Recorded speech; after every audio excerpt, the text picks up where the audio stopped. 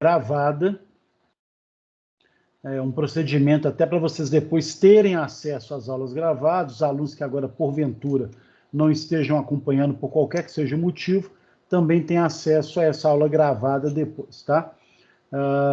E aí, enquanto eu vou só repetir 2 lâminas da aula passada, estou só vinculando elas aqui. Deixa eu ver se aparecer. Ótimo, apareceu.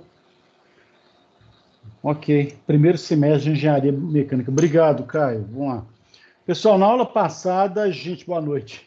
A gente começou aqui a nossa disciplina, disciplina de Legislação, Segurança do Trabalho e Meio Ambiente, e deixa eu já mostrar aqui só uma questão as datas principais.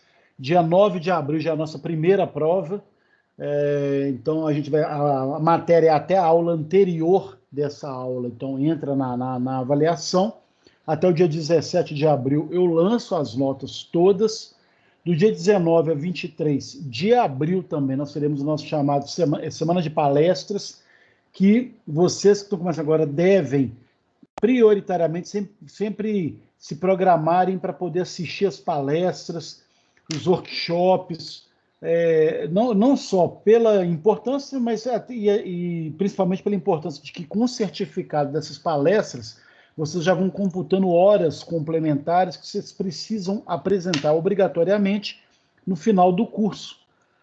Geralmente, cada curso tem em torno aí de 200, 300 horas complementares que vocês precisam. E uma melhor forma de vocês terem essas horas complementares primeiro, fazendo os EDs, os estudos dirigidos. No caso, o primeiro de vocês se chama Projeto de Vida. Alguns de vocês nem começou a fazer, outros já estão fazendo. A Amanda, coordenadora, me passou essa listagem e pediu, inclusive, para sensibilizar vocês sobre a importância. Então, além de valer ponto ao longo do semestre e ser obrigatório isso do dirigido, tá, gente? Ele é obrigatório. Ele também, além disso, ele ainda computa algumas horas das atividades, das horas complementares que cada curso pelo MEC tem que apresentar no final, tá? Então, sempre fiquem atentos aí, gente, a fazer o ED de cada semestre. Cada semestre vocês vão ter um ED ou um estudo dirigido. E, ao longo do semestre, vai ter várias palestras, workshops, treinamentos, uma série de eventos que, quando vocês participam, alguns deles têm certificado e cujo certificado vale também para horas complementares, tá? Por que eu estou falando, gente? É muito comum agora, eu estou com os alunos do TCC, nono e décimo, ou do sétimo e oitavo, dependendo do curso, que estão lá desesperados, estão fazendo tudo, não deve mais nada, mas está devendo horas complementares. E aí você tem que entregar, de repente, o pessoal acorda e vira e fala assim, não, mas eu estou devendo 300 horas complementares que você não consegue fazer num semestre. Portanto, gente, sempre fiquem atentos a isso, estou falando como dica para quem está começando agora. Então, vocês podem até escrever aí do lado, no caderninho de vocês, 2 coisas que vocês têm que estar sempre atentos. Ao estudo dirigido de cada semestre, que ele é obrigatório e vale ponto, e ele também conta como hora complementar, e participar dos eventos a fim de ganhar também certificados para depois o coordenador, aí vocês apresentam para os coordenadores quem participou, ele lança isso lá e vai computando as horas complementares, tá? Gente, quem tiver pergunta pode fazer aí mesmo pelo chat, tá?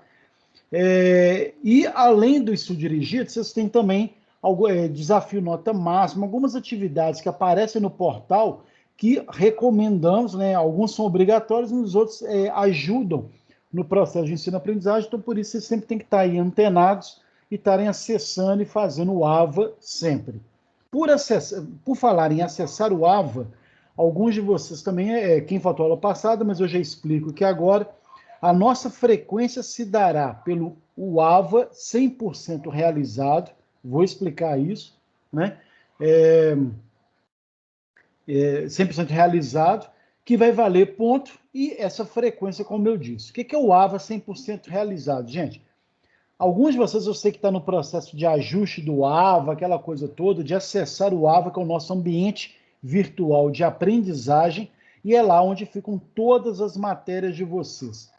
E na hora que vocês clicam, por exemplo, na nossa matéria lá, vai aparecer assim, unidade 1.1, pré-aula, aula, pós-aula, exercícios de reforço de atividade, de complementação. Então, o que é o AVA 100%? Vocês têm que clicar e fazer cada um deles. Baixar o manual, baixar o livro, clicar no pré-aula, clicar na aula, clicar no pós-aula e fazer as atividades que estão lá. E quem tiver com tudo feito, né, ou seja, 100% realizado por semana, né, ganha os pontos e a frequência. Que pontos? Parte da pontuação das avaliações de vocês vai ser por quem realizar esse AVA toda semana. Portanto, gente, toda sexta-feira, até às 18, 18h15, eu vou entrar e vou... Aí tem um comando que eu baixo e verifico quem está 100% ou não das atividades do portal. Para esse começo de semestre, então, semana passada e essa semana, eu estou dando um desconto ainda. Na verdade, essa foi a primeira semana, a gente começou semana passada. Hoje é a primeira semana que a gente, né, passou por ela aí. Então, teoricamente, vocês já tinham que estar fazendo a unidade 1.2. Então, até sexta-feira que vem, quem não fez ainda, gente, pode acessar o AVA e realizar tudo, que aí eu vou computar semana que vem, a partir da semana que vem. Toda e qualquer dúvida que vocês tiverem com relação a essas questões, gente... Deixa eu tirar o eco aqui. Vocês podem me perguntar via o AVA, o nosso grupo lá no WhatsApp, o AVA, o nosso grupo no WhatsApp, bem como fazer perguntas também com relação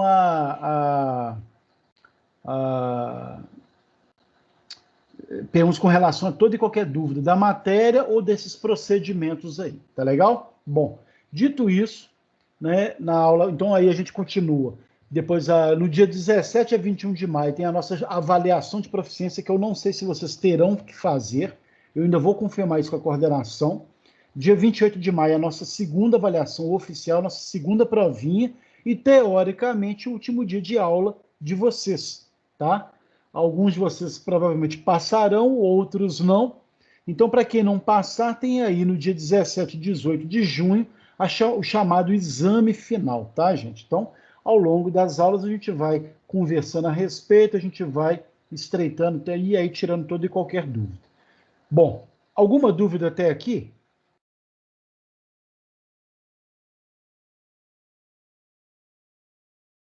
Bom, então vamos lá. Qualquer dúvida, vocês me parem, tá ok, gente? Bom, e aí eu quero só apresentar, então, para finalizar, qual é a nossa programação ao longo desse semestre, tá? A gente está indo agora para a nossa segunda aula, que é a seção 1.2, a unidade 1 trabalha com o conceito de segurança e acidentes de trabalho. Então, o tempo todo a gente vai estar falando sobre isso, sobre o que vem a ser a chamada segurança do trabalho, o que vem a ser, né? E aí a aula de hoje especificamente, o que a gente classifica como acidente de trabalho, e aí fazer uma distinção hoje entre o processo legal e o processo prevencionista do acidente de trabalho. Todo e qualquer processo que a gente trabalha com as estatísticas e como que quais são os itens e critérios que entram nessas estatísticas, e, por último, todo o processo sobre análise e investigação de acidentes, tá? E na próxima aula a gente encerra a unidade 1, vendo especificamente a questão das formas de classificação e as técnicas de análise de risco. A unidade 2, gente, aí só vou apresentar rapidamente, começa no dia 2 de abril, que a gente vai ver não só as normas regulamentadoras, mas todo o processo das comissões, os serviços especializados e os equipamentos de proteção, né, aplicados à segurança do trabalho. Logo depois tem a nossa prova, né, a semana de palestras, e depois, a cada encontro, nós teremos 2 aulas por encontro. Então, dia 16 de abril, a gente vai ver os programas de segurança e saúde do trabalho, normas regulamentadoras aplicadas à engenharia, aí termina especificamente esses assuntos sobre legislação e segurança do trabalho, e a partir do dia 30 de abril começa a nossa unidade 3, a gente sempre vai ter a discussão de 2 encontros por aula, em que a gente vai trabalhar o meio ambiente, as questões ambientais, falando aí sobre a introdução ao que a gente entende por recursos naturais, todo e qualquer processo das questões ambientais, que cada vez mais não é nem mais modismo, tá, gente? Já virou legislação sobre as empresas se adaptarem às questões ambientais, e a gente finaliza com os aspectos gerais dessa legislação ambiental. No dia 7 de maio, eu encerro essa unidade 3 falando sobre controle ambiental e já começo a parte do planejamento e especificamente o sistema de gestão ambiental, que a gente vai trabalhar não só a produção mais limpa, ecoeficiência e tudo mais. Encerramos dia 14 de maio sobre gestão de riscos, prevenção de incêndios e desastres, ao mesmo tempo que a gente fala também sobre auditorias e certificações ambientais, tá? Eu estou falando isso de uma forma um pouco mais rápida, gente, porque na aula passada a gente já se debruçou sobre essa apresentação e eu já só estou retomando aqui para alguns alunos que começaram hoje. Legal? Até aqui, tudo bem? Alguma dúvida? Vamos lá, alguém aqui tem microfone, gente?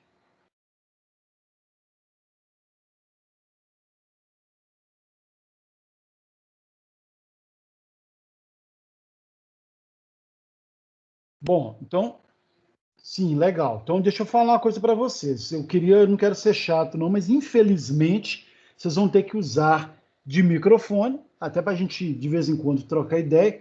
Ah, mas acho que o áudio está inabilitado. O seu, né? Quem que é o GJ aqui? Geraldo. O seu, aí no caso, no seu sistema, né? Você está me ouvindo bem, pelo menos. Ok. Bom, e aí, pessoal, de vez em quando vocês vão ter que ligar câmeras também. Eu até brinquei na aula passada que eu dou um prazo para vocês arrumarem, ir no salão, cortar cabelo, fazer barba quando é o caso, né, e tal. Fiquem à vontade. Eu ainda... O que que tá... Os sons de vocês, gente? Não pode. Deixa eu ver aqui. Vou até verificar se alguma questão. Não. Ué, deixa eu até configurar aqui então, gente, se tem alguma coisa. Mas a princípio tá ok. Bom, e aí, pessoal, deixa eu ver aqui se tem alguma coisa de habilitação. Engraçado, é mesmo, está até como som desabilitado. Por que será, hein? Bom, deve ter sido na hora de criarem a sala. Deixa eu ver aqui então, gente, se eu consigo configurar, ver se eu consigo habilitar vocês. Se não, eu entro de novo. Mandei no WhatsApp, beleza, vamos ver aqui, só ver alguma questão das edições aqui, quer ver? Eu vou fazer isso aqui. Então, vocês me dão mais um minutinho, então, porque se a gente conseguir, fica fácil essa questão desse processo. Ok, legal. Pelo menos o chat está funcionando, né, gente? Isso é ótimo. Só um segundinho, gente, que eu vou abrir aqui o Teams e vou tentar configurar por lá, tá? Isso tem alguma coisa... na verdade, nem foi eu que criei essa sala, e a gente acaba ficando refém aqui dessas questões. Aqui, vou abrir aqui, deixa eu ver se eu consigo editar.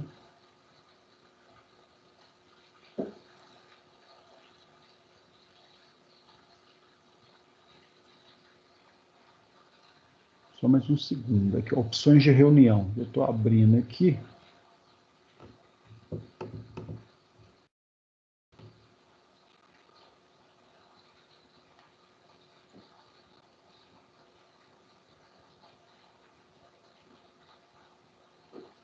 É porque aí, ou seja, eu estou cobrando de vocês, né, gente? É um absurdo isso, né? Mas está aqui, ó. Quem pode ignorar o lobby? Todo mundo, ou seja, qualquer um pode entrar nos seus chamadores. Quem pode apresentar?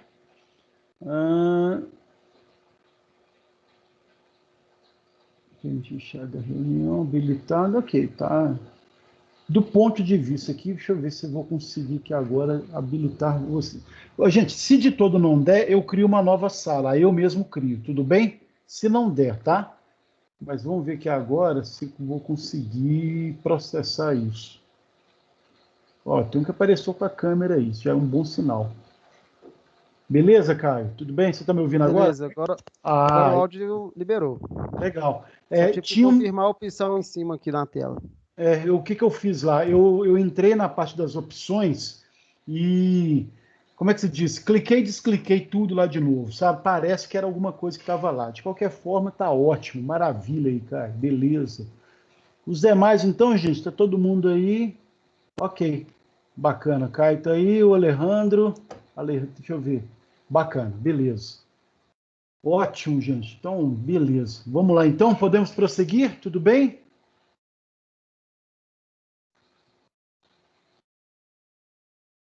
Bacana. Então, deixa eu habilitar lá de novo o slide. E aí vai ficar mais fácil aqui para a gente.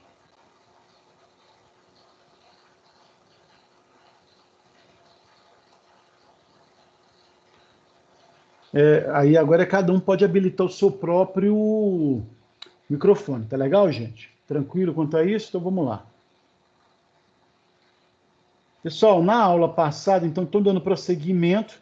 Eu passei uma atividade também. Eu cheguei a passar atividade, não cheguei, não. Na aula passada eu não passei, né, Caio? Como era primeiro. Só aquela questão do. Só a questão de mandar os dados lá no e-mail. Os dados, né? Isso os dados principais. Legal. Então aqui ela está contando como primeira atividade, tá, gente?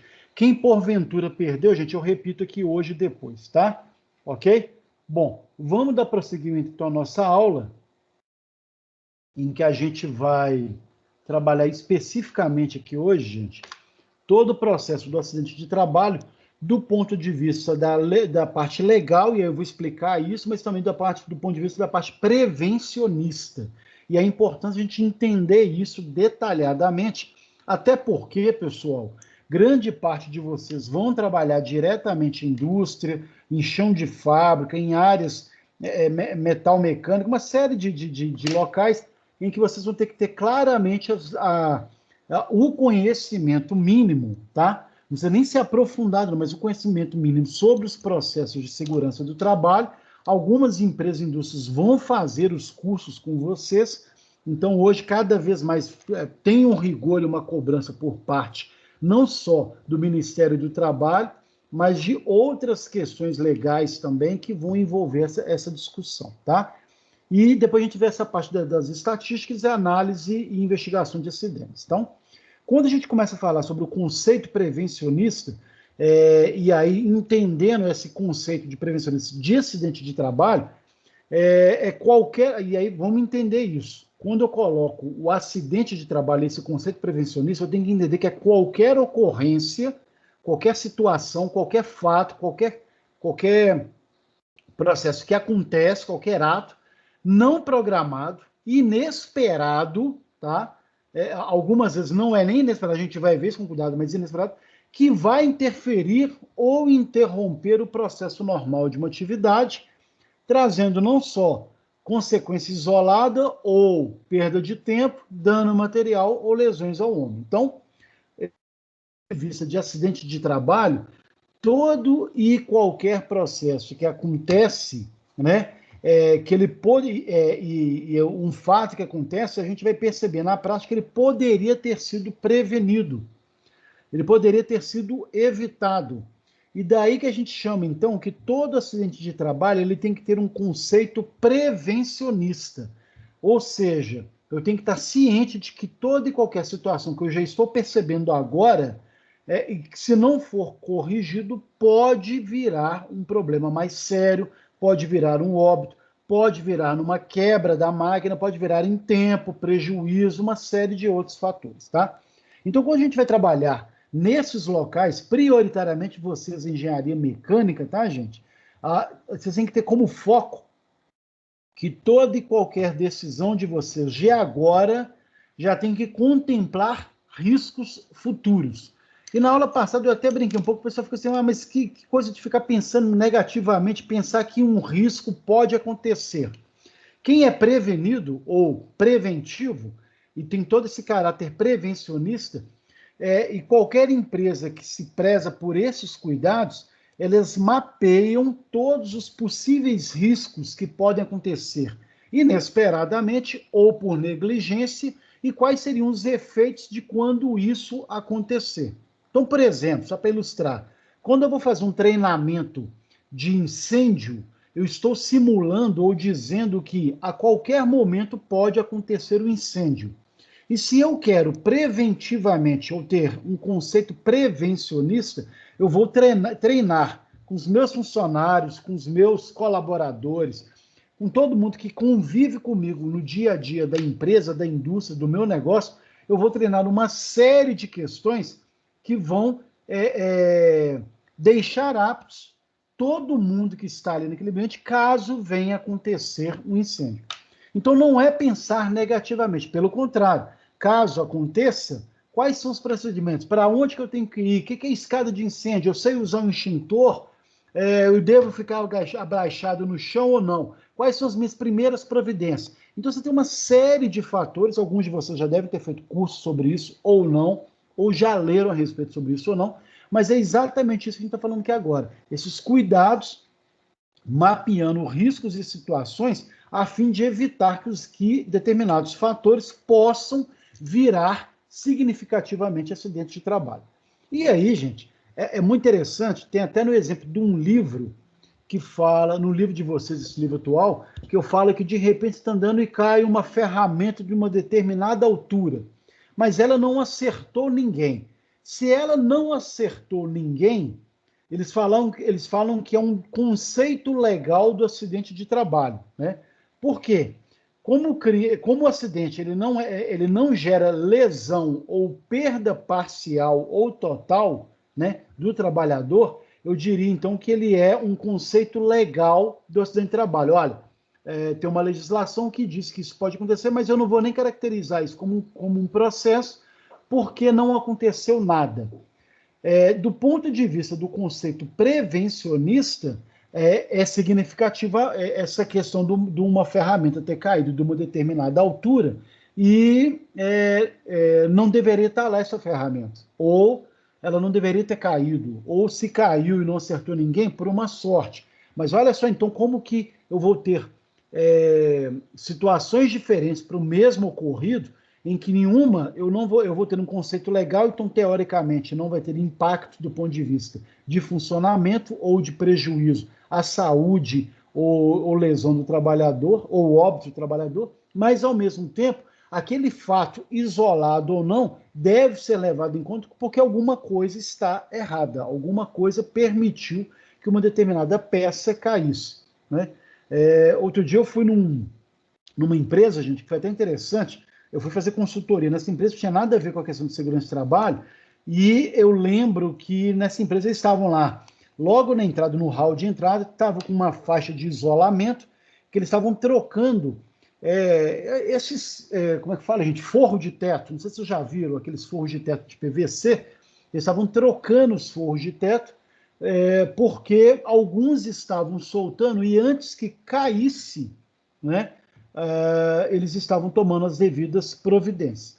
Aí eu lembro até que a pessoa que estava falando, mas se cair é muito leve. Eu falei, ok, mas se eu tenho uma instabilidade que faz com que o forro caia, pode ser que tenha algo a mais, né? Que está provocando, de repente, uma péssima instalação, de repente uma telha solta que fez cair com a água de chuva em excesso e soltou o forro do lugar, ou qualquer outra coisa parecida. O fato não é para as coisas acontecerem. Eu não tenho que esperar as coisas acontecerem, né? Arriscar a ter um acidente mais sério ou não ter acidente nenhum, né? Pelo simples fato de contar com a sorte ou de não prever isso. Então, essa que deve ser a postura, e é uma postura difícil, porque nem todo mundo tem essa consciência prevencionista, tá, gente? E essa é a grande questão, que parte dos treinamentos que vocês terão nas empresas de vocês, ou nos novos e futuros cargos de vocês vão ter que ter essa conscientização plena. Na aula passada eu até dei um exemplo, vai muito naquela questão do conhecimento, da habilidade, da atitude, né, que eu falei rapidamente, em que você está passando num corredor e você vê dois fios desencapados. E na hora que você vê dois fios desencapados, por exemplo, você pega lá e para pensar assim, olha, opa, tem dois fios desencapados. Se alguém encostar ali, vai levar um choque. Isso é o conhecimento. Você sabe que dois fios desencapados podem provocar choque. Aí, de repente, você vira e fala assim, o que seria? Então eu vou usar da minha habilidade. O que é habilidade? Eu sei como consertar isso, né? Vou pegar uma fita isolante, vou encapar os fios com essa fita isolante, vou colocar dentro da caixinha, vou colocar uma tampa da caixinha com uma chave de fenda e um parafuso, resolveu o problema. Legal? A grande questão, gente, olha, eu tenho conhecimento, tenho habilidade, mas a grande questão é atitude.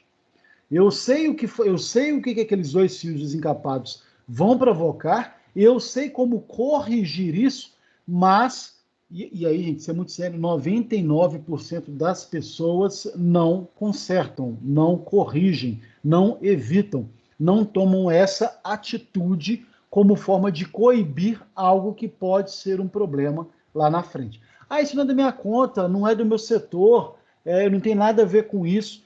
Essa que é a visão completamente contrária do caráter prevencionista. Por quê?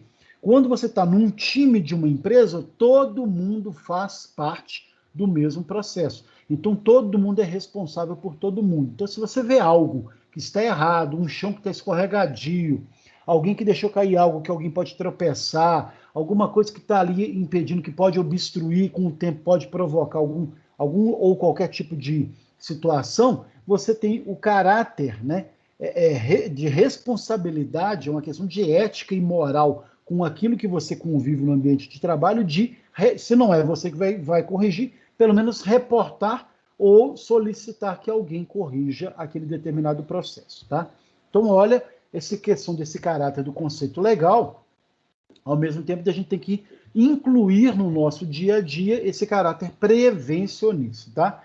E para a gente entender esse processo, quase tudo dentro da forma como a gente vai atuar, a gente tem que seguir as normas, né? No caso a NBR 14280, é uma norma que leva em conta todo o processo da BNT, as normas técnicas, e a NBR 14280 é ela que vai não só identificar, registrar toda e qualquer ocorrência relacionada aos acidentes de trabalho.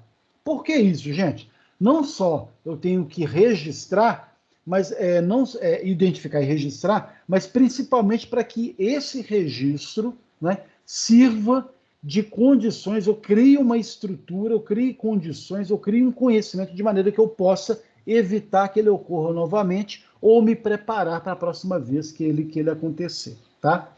E a questão da NBR 14280 é exatamente nesse sentido de, ao registrar e identificar essas várias ocorrências, ao mesmo tempo ela propõe fornecer meios de orientação para preveni-los, não vai indicar medidas de correção, cada um vai buscar uma, mas de trazer, ou seja, uma vez que eu tenho todo esse processo de identificação e registro, é preciso encontrar um meio de preveni-los da próxima vez, tá?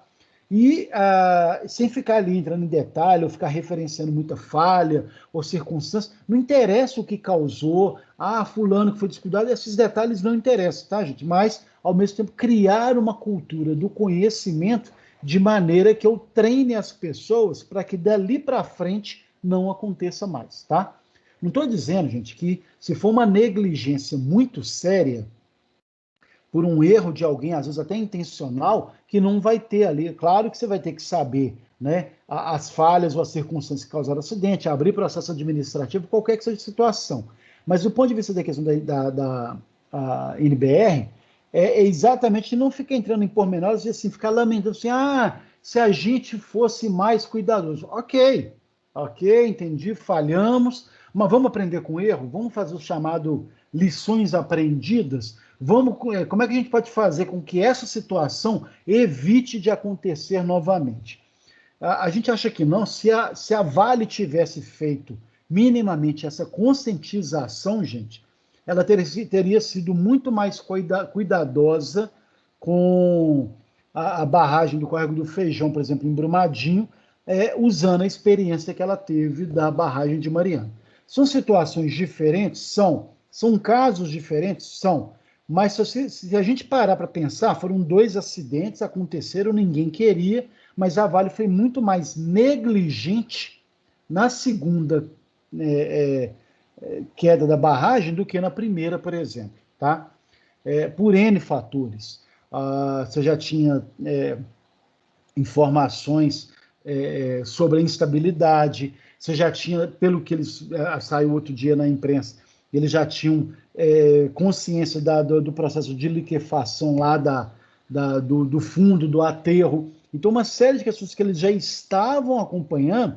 Eu não estou dizendo que eles poderiam ter evitado a barragem se romper, mas pelo menos poderiam ter tirado o pessoal, teria revisto a questão da área de fuga, aonde que estavam localizados os vários, né, equipamentos de acolhida, de restaurante e outros processos. Então, uma série de fatores aí que determinou nisso tudo. Então, olha como que é importante a gente sempre ter não só esse caráter prevencionista, mas ao mesmo tempo utilizar a NBR não só para registrar e identificar, mas procurar criar meios de preveni-los aí para frente. E quais seriam essas ocorrências dentro da NBR aí, gente? Aí eu até sublinhei aí como forma de chamar atenção. Então, ela vai tratar principalmente dos acidentes de trabalho, e aí acidente, como o próprio nome diz, né, gente? Acidente de trabalho é o evento não previsto, não desejável, ninguém quer que as pessoas se acidentem, né? Instantâneo ou não, relacionado ao trabalho que resulte ou possa resultar lesão pessoal, tá? Então é tão interessante que mesmo que algo aconteça que não resulte, instantâneo ou não, desejável ou não, mas aconteceu, gerou lesão pessoal, é considerado um acidente de trabalho, tá? E aí uma série de procedimentos, consequências, uma série de a própria legislação que vai atuar nesse sentido. Outra ocorrência é os acidentes sem lesão, que é o evento no qual não há lesão pessoal, então o próprio nome diz um acidente que não houve, né, uma lesão qualquer que seja, foi um susto, mas não é lesão, tá, gente? Então, não há lesão pessoal. Oi, pois não. Alguém? Vocês podem perguntar ou participar, tá, gente? Eu ouvi um barulho, mas tudo bem. Em que não há lesão pessoal, mas é um acidente que tem que ser considerado para fins de prevenção. Pessoal, olha, por sorte, ou qualquer que tenha sido a situação, não houve uma lesão. Poderia ter acontecido? Poderia. O que eu vou fazer, então, para poder corrigir essa determinada situação, tá? Geralmente, gente, eles colocam, e aí no livro está isso, mas eu mantive aí, porque tem outros dois casos, esse mais um outro caso sobre danos à propriedade. Geralmente, o acidente, não necessariamente ele vai ser danos à propriedade, mas pode acontecer danos à propriedade. Então, caiu lá uma peça, soltou através rompeu lá um processo de pressão, e aí soltou um cabo que danificou a máquina. Ok. Ou danificou e quebrou todas as vidraças da indústria. Ok, tá? Houve lesão pessoal? Não, mas pode ter provocado ou não danos à propriedade. Mas, de qualquer forma, é um acidente e, principalmente, o registro desse tem que servir de aprendizado para trabalhar prevenções, tá? Acidente de trajeto, o trabalhador, quando ele está no trajeto casa, trabalho, casa, então, um detalhe, eu saí da minha casa cedo, estou indo para o trabalho e acontece um acidente, é um acidente de trabalho. É um acidente coberto aqui pela NBR, que vai exatamente trabalhar essa série de questões. Ah, mas eu estava dentro do busão. Ok, mas é um acidente de trabalho. Então, da casa para o trabalho e do trabalho para casa, qualquer que seja o meio utilizado, a pessoa está de helicóptero indo para casa, qualquer que seja o processo, sofreu um evento desnecessário, algum impacto, teve lesão ou não, é um acidente de trajeto, é um acidente de trabalho, considerado acidente de trabalho, tá? Um detalhe, se você está ali no trajeto, mas você desviou para poder cortar um acesso num bairro, ou você foi fazer uma compra num material de construção, ou foi visitar alguém, desviou, né? Aí deixa de ser relacionado ao trabalho, tá, gente? Então, só para poder pontuar isso aí. Mas naquela rotina diária, casa, trabalho, casa, aconteceu algo, você tem o dever de comunicar, né, a sua empresa, e ela vai tomar uma série de providências, inclusive de licença, quando for o caso, pelo simples fato de você estar, né, na hora que você sai de casa para o trabalho, já se é considerado um processo de trabalho em andamento, tá? O acidente impessoal, e aí o evento, por não existir ninguém acidentado ou ninguém lesionado, não é considerado como a causa direta da lesão pessoal. Então, por isso eles chamam de acidente impessoal. Esse aqui, gente, também pode ser um acidente provocado ao patrimônio. Então, alguma coisa que aconteceu e quebrou lá o telhado, tá? Então, não teve acidentado, mas ele é considerado um processo impessoal que é registrado também como acidente, tá? Poderia ter provocado um acidente pessoal? Poderia, mas se não colocou, você tem que relatar a si mesmo uma série de fatores que podem determinar ou não essa questão. O principal aqui, gente, qual que é? Chamar a atenção de que, seja pessoal ou não, provocou lesão ou não, morte ou não, ou uma série de outros fatores, é imprescindível que eu pare para pensar sobre as causas desses acidentes. Então, de novo, eu estou retomando aqui a questão do caráter prevencionista. Opa, não aconteceu nada de ruim, mas poderia. O que eu faço para evitar, tá? O acidente pessoal é um evento que se caracteriza por existir acidentado e uma série de fatores com relação a isso aí, tá? Portanto, gente, qualquer acidente, independentemente do seu tipo, vai poder causar danos pessoais, danos materiais ou quase acidentes, né? É o caso desses acidentes impessoais. Poderia ter provocado um acidente mais sério? Poderia, né? É o que a gente chama, então, de quase acidente. Tudo isso tem que ser relatado, observado, analisado, colhido informações, fazer um brainstorm, fazer uma série de discussões a respeito para saber as causas que podem evitar ou não, né? É o que a gente vai fazer logo na frente, a questão da análise e investigação de acidentes, para saber o que poderia ter sido feito para evitar ou não essa situação. Tá legal? Do ponto de vista prevencionista, então, gente, todo acidente, né, deve ser analisado e investigado, desde aqueles leves, que não teve danos pessoais, como qualquer outro. Então, olha o caráter, de novo, né, de chamamento de atenção da empresa, da indústria, do responsável pelo negócio, parar e gastar um tempo precioso aprendendo, visualizando, analisando, investigando uma série de fatores que poderiam ser evitáveis ou não, tá? Quanto maior o número de acidentes com lesão ou quase acidentes, maior será a chance de acontecer um acidente realmente grave, fatal ou que gere uma lesão incapacitante. Essa frase, gente, essa ideia pode parecer assim meio, mas então como assim?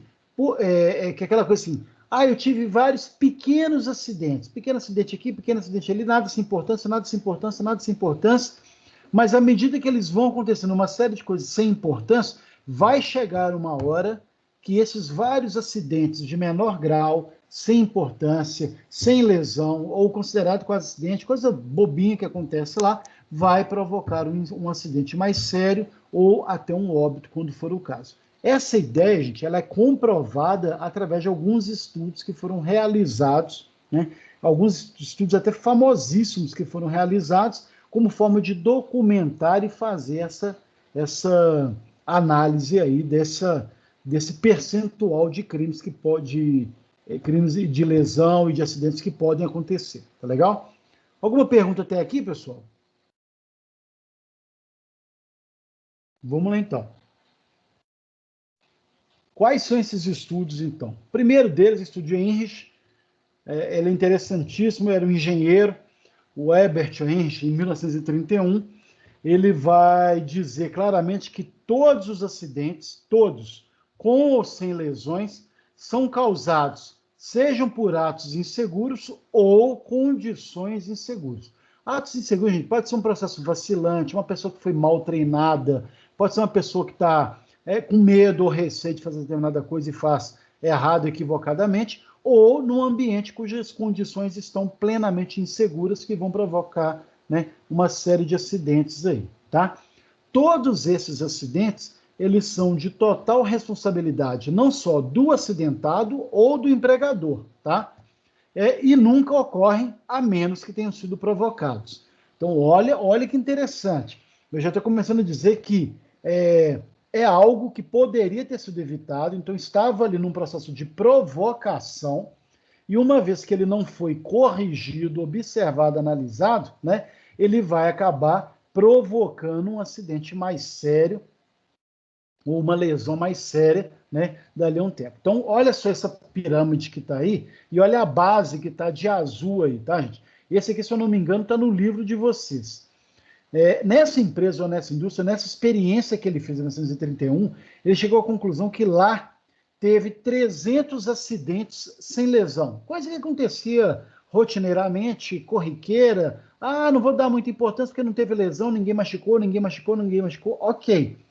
Esses 300 acidentes sem lesão geraram, né, lesões, 29 lesões não incapacitantes.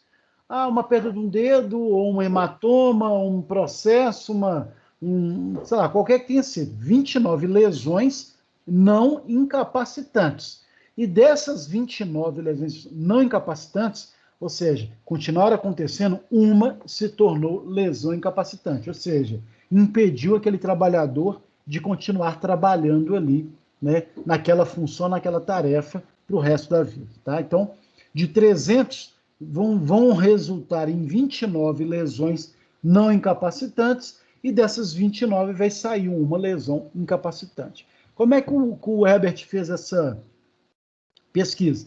Foi em cada empresa, indústria, começou a mapear, para até chegar nesses dados aí, tá, gente?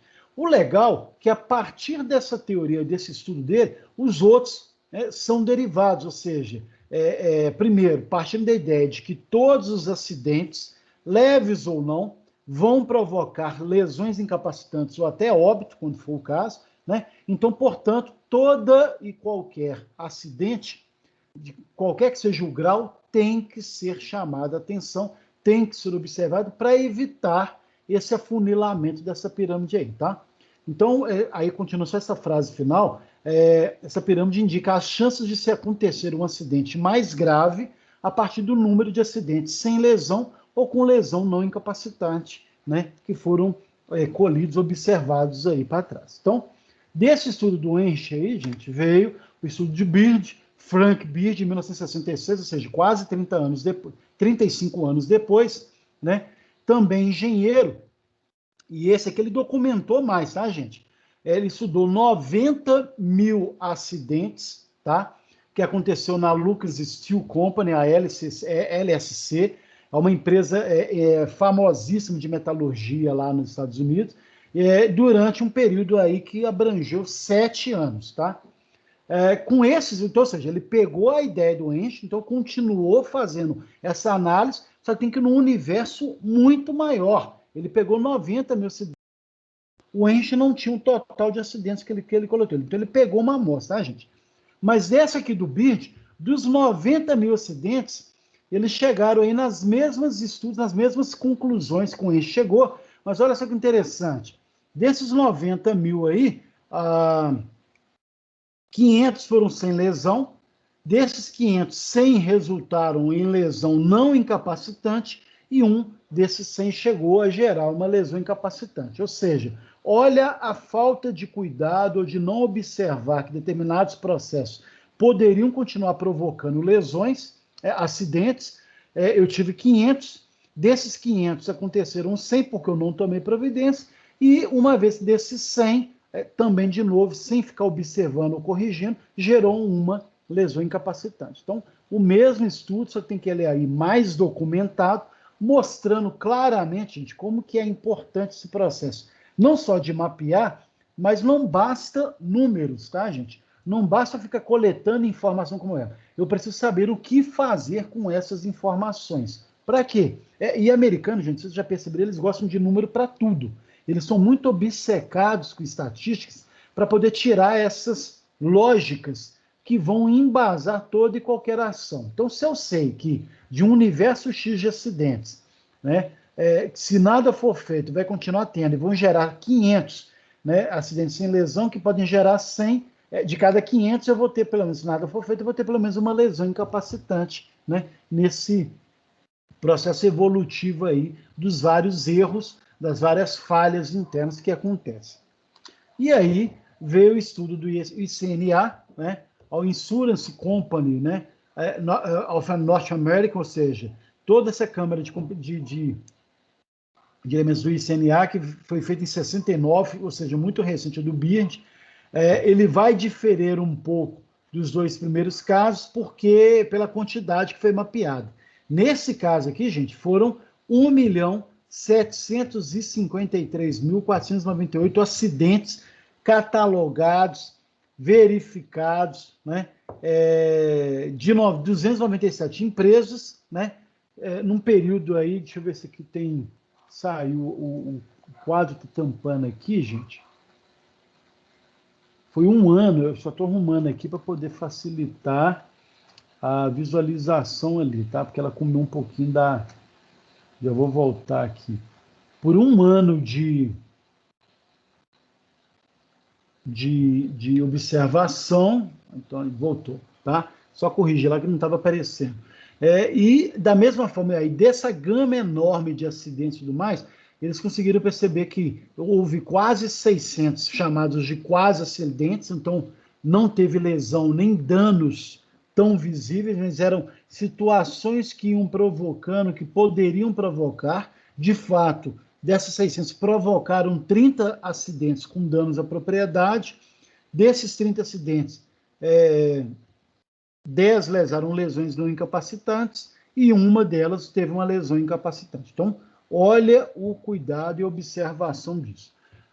Por que eu estou falando isso, gente? E aí até falar com um videozinho aqui de um fato interessante. Isso aconteceu aí numa reunião que eu tive no Pitágoras, até com o pessoal da Vale do Rio Doce. Eu lembro como se fosse hoje, tá, gente? Isso foi em 2005. Só tem 15 anos, tá? Eu lembro que a gente estava numa reunião, eu era coordenador dos cursos de humanidades da Faculdade Pitágoras, e era um curso que você trabalhava sociologia, senso crítico, filosofia, antropologia,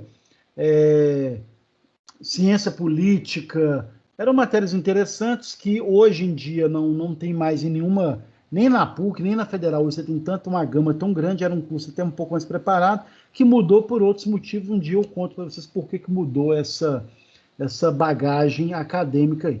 Os cursos, só para você ter ideia, o curso de engenharia de produção tinha quase 6 mil horas de curso, né?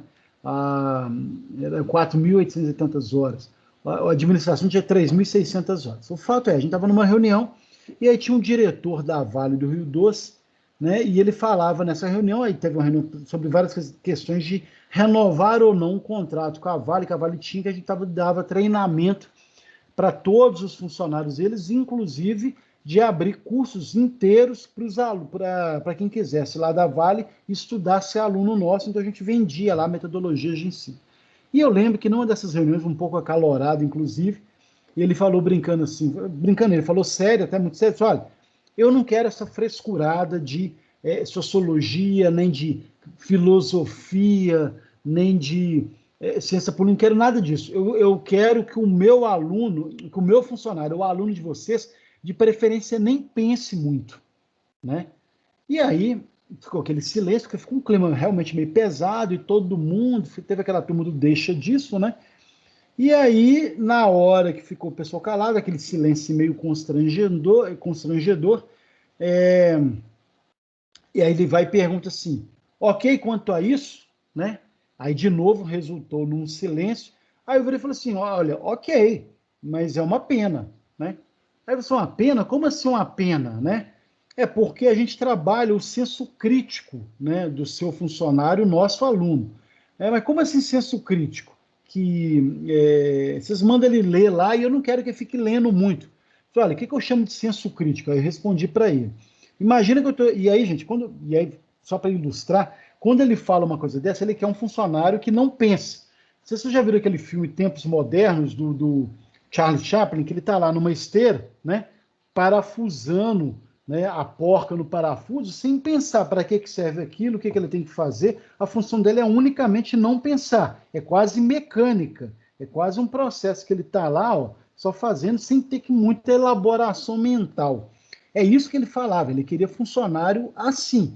E eu mostrei para ele, ó, é uma pena, porque a gente trabalha o senso crítico. Eu falei assim, mas como assim? Né? Vai chegar uma hora que vai passar ali pela esteira, dentro desse parafuso, né? E eu brinquei, eu fiz até esse exemplo, né? Dentro desse parafuso que você está falando aí do seu chão de fábrica, que ele deve só apertar e não tem que pensar a respeito, vai ter uma porca ou um parafuso trincado.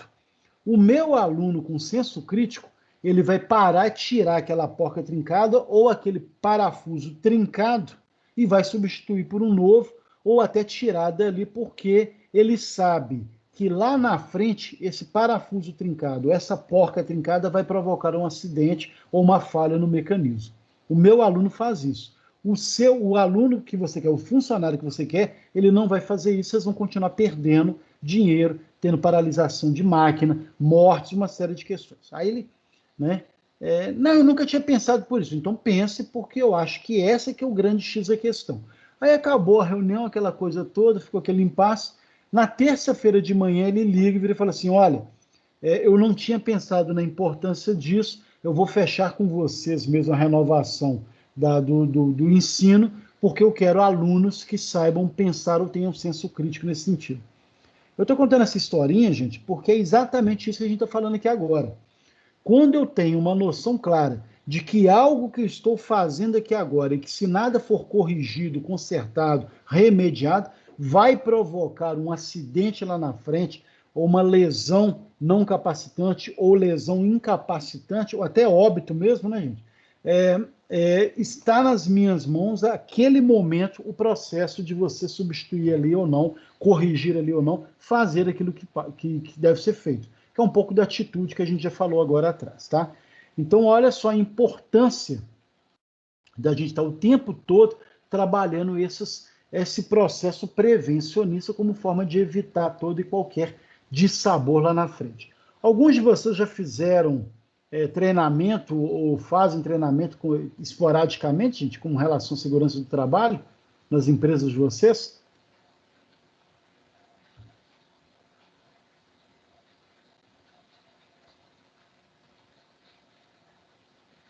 Ninguém faz, né? Alguns de vocês já trabalham com mecânica, engenharia mecânica? Alguém que é chão de fábrica? Rodrigo, eu geralmente faço treinamento de segurança lá onde eu trabalho. Ah, legal, cara. E assim, é esporádico, né? É Uma vez por, esporádico. uma vez por Uma vez, semestre, uma vez por ano, dependendo aí. anualmente. Anual, legal, Sim. bacana. Geralmente naquela semana de segurança do trabalho, aqueles processos, deve ter alguns cursos nesse sentido, né? Não, Bacana.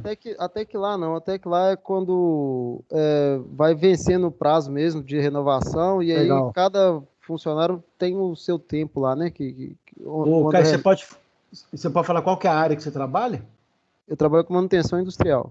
Ah, legal. Então precisa mesmo, né, cara? A gente tem que ter Sim. mesmo essa consciência. Legal. Bacana. Mais alguém, gente? Então, bacana. Então, o Caio está vendo aí, né, que na prática a oportunidade, a experiência, a necessidade de ter isso, não só por uma questão legal, tem que ter treinamento que o Ministério obriga, gente, claro que tem lei por trás, mas mais do que isso, né? É o que eu falo, às vezes, até com algumas consultorias, quando eu falo assim, que eu tento mostrar isso. Você não está gastando dinheiro com treinamento, você está economizando dinheiro com o treinamento. Passa a ser investimento. Porque dependendo da máquina que você vai fazer, ou do acidente, uma morte que acontece, você tem dias de paralisação e são prejuízos, dependendo do negócio, prejuízos enormes. Então, mais vale fazer um treinamento consciente, com boa vontade, né? Não é nem porque a lei exige, dependendo do segmento, mas porque você quer evitar prejuízos lá. Oi, cara, você ia falar? Não, não. Beleza, tá?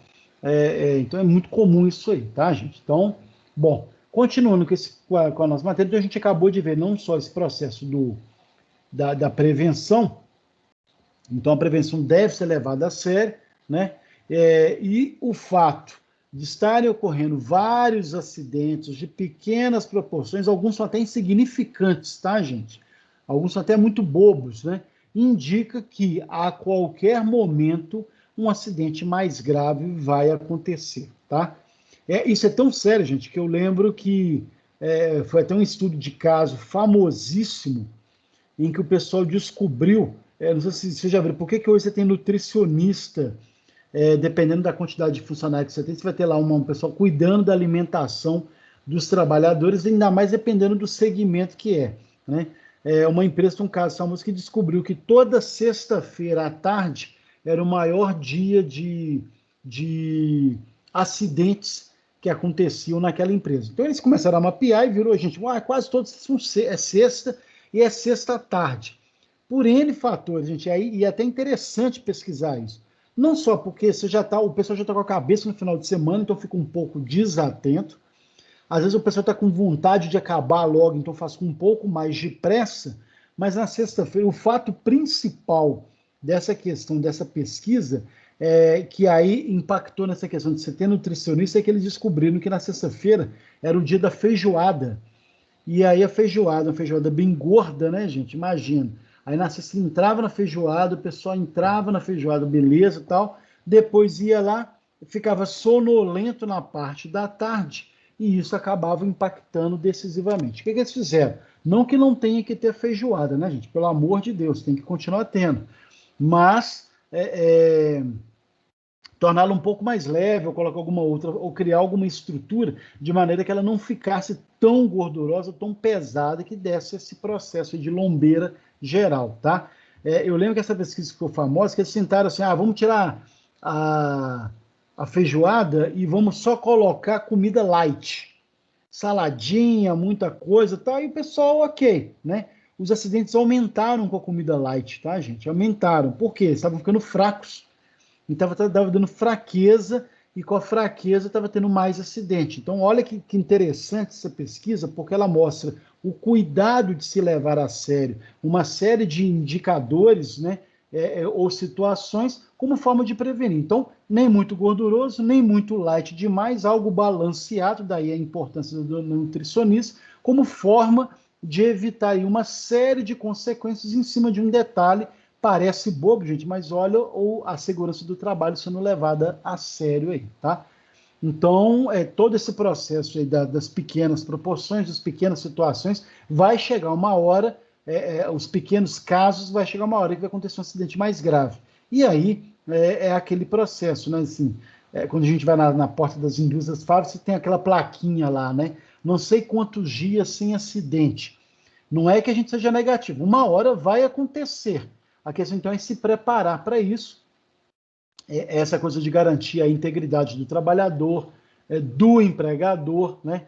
Com ações que vão permitir evitar ou minimizar ou mitigar os danos, porventura causados aí com eventos danosos. Então, é sempre ter essa consciência. E aquela placa está ali estrategicamente, gente, não é porque eles são, vamos fazer uma competição, não, porque ela serve de alerta para quem está entrando. Olha, nós temos tantos dias sem acidente. Você já parou para pensar nisso hoje? Como é que está sendo a sua conduta, como é que está sendo o seu processo, sua estação de trabalho, os cuidados, os procedimentos que você toma na hora que você está ali trabalhando. Então, tudo isso como forma de ilustrar e chamar atenção para isso aí, tá? Ok? Bom, dentro desse processo aí, a gente então vai ter as chamadas estatísticas, né, que vão envolver os acidentes de trabalho.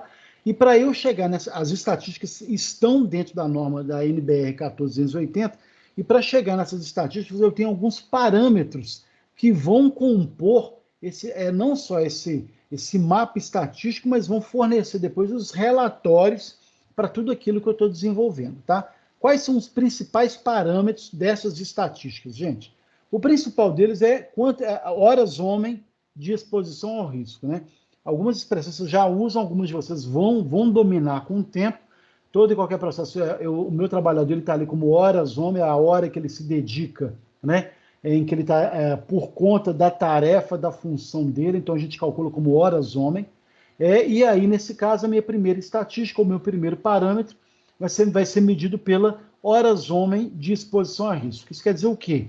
Todas as horas ou todo o tempo que o trabalhador fica à disposição da empresa, tá? Qualquer que seja o horário. Então, se ele está ali, horário comercial ou hora extra que ele coloca, eu vou ter ali todas as horas que ele está ficando à disposição da empresa, e que, quanto maior o tempo dessa dedicação, dessa disposição desse trabalhador para a empresa, maior a chance de ter um acidente, maior o risco nesse caso, tá? É claro que a gente vai considerar aí cada trabalhador em cada função. Tem setor, um setor de escritório é diferente a questão, né, do risco, diferente de quem está no chão de fábrica, que é diferente de quem está numa caldeiraria, por exemplo, no alto forno, qualquer que seja o processo. Então, a grande questão é eu saber que tem risco, né, então, e eu saber que esse risco pode acontecer, e a quantidade de horas homem que eu tenho voltadas, né, nesse risco nas horas trabalhadas que podem alimentar esse risco ou fazer com que ele aconteça, tá?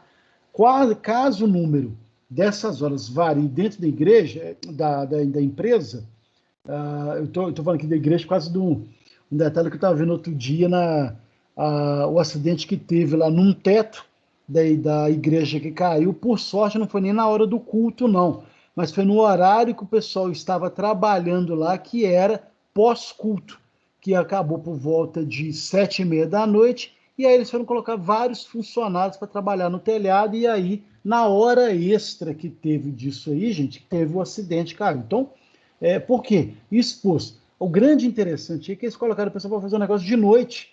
Tinha o dia inteiro, quase não tinha culto durante o dia, mas esperaram para poder fazer durante a noite como forma de economizar, porque de dia a igreja ficava fechada, né? Então, olha o erro, né, desses cuidados aí, de estar envolvendo o número de horas homem nesse processo aí, tá? Então, quando eu tiver vários grupos, várias situações, vários números de horas, horários diferentes, isso vai ser de acordo com cada atividade. O cálculo é realizado grupo a grupo, então grupo de quem está no chão de fábrica, grupo de quem está